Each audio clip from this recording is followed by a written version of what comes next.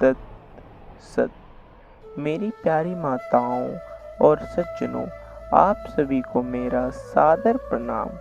आप सभी का स्वागत है मेरे इस चैनल में जिसका नाम है एक ही रास्ता। आज मैं आपको स्वाध्याय के बारे में बताऊंगा, तो चलिए ओम का नाम लेकर वीडियो को शुरू करते हैं।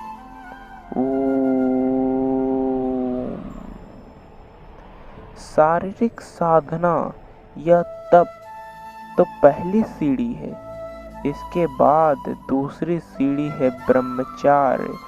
ब्रह्मचार्य या मानसिक साधना के लिए 3 बातें आवश्यक है।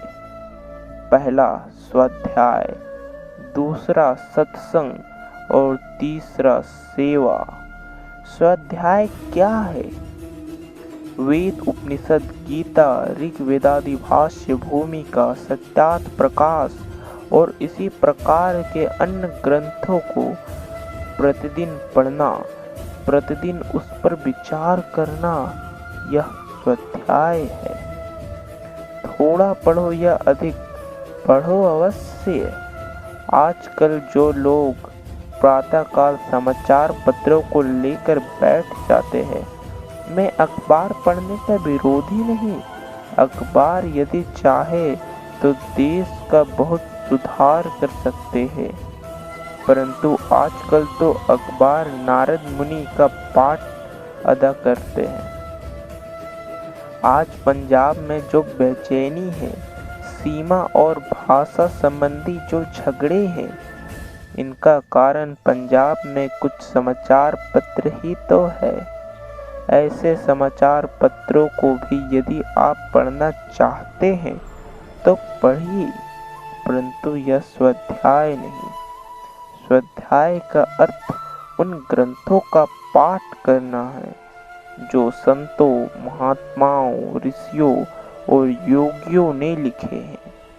शतपथ ब्राह्मण में लिखा है कि जो आदमी प्रतिदिन अच्छे ग्रंथों का पाठ करता है, उसे उतना ही पुण्य मिलता है जितना कोई व्यक्ति धन, अन्न, हीरे, सोने, मोती और पशुओं से भरी हुई सारी पृथ्वी को दान करके प्राप्त करता है।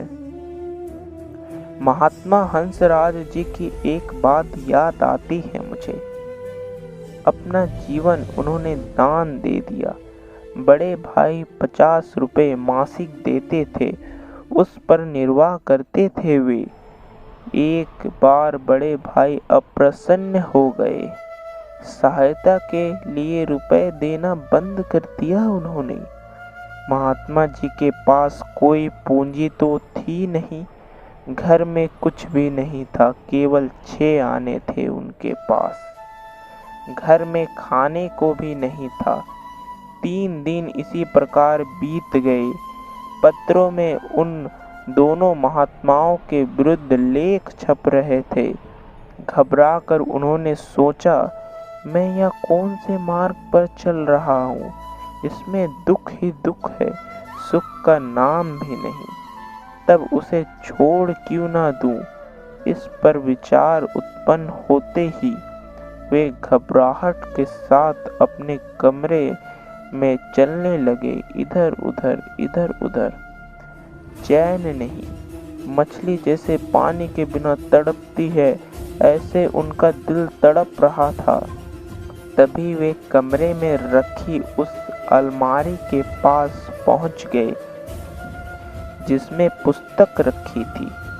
एक किताब को उन्होंने निकाला, उसका एक पृष्ठ खोला। वहां लिखा था, कर्मण्येवाधिकारस्ते मा फलेषु कदाचन। महात्मा जी ने मुझे बताया कि इन शब्दों को पढ़ते ही उनकी घबराहट दूर हो गई। ऐसा ज्ञान हुआ जैसे सच्चा और सीधा रास्ता मिल गया है। ऐसा अनुभव हुआ जैसे कोई सामने खड़ा कहता है, अरे तू घबरा गया तो क्यों? तेरा काम केवल कर्म करना है, उसके फल की चिंता करना नहीं। फल को भगवान पर छोड़ दे, आगे बढ़। उन्होंने बताया कि फिर कभी डगमगाना नहीं पड़ा, फिर कभी बेचैनी नहीं आई। यह है स्वाध्याय का फल। परंतु स्वाध्याय केवल यही तो नहीं, एक बात और भी है। यह बात क्या है, यह मैं आपको अपने अगले वीडियो में बताऊंगा। मैं अपने वीडियो का समापन यहीं पर करता हूँ। मेरे चैनल से जुड़कर आप उस ज्ञान की प्राप्ति करेंगे जो निश्चय ही आपको अपने लक्ष्य को प्राप्त करने में सहायता करेगा। मेरे चैनल से जुड़े रहने और सब्सक्राइब करने के लिए आप सभी का हृदय की गहराइयों के साथ धन्यवाद।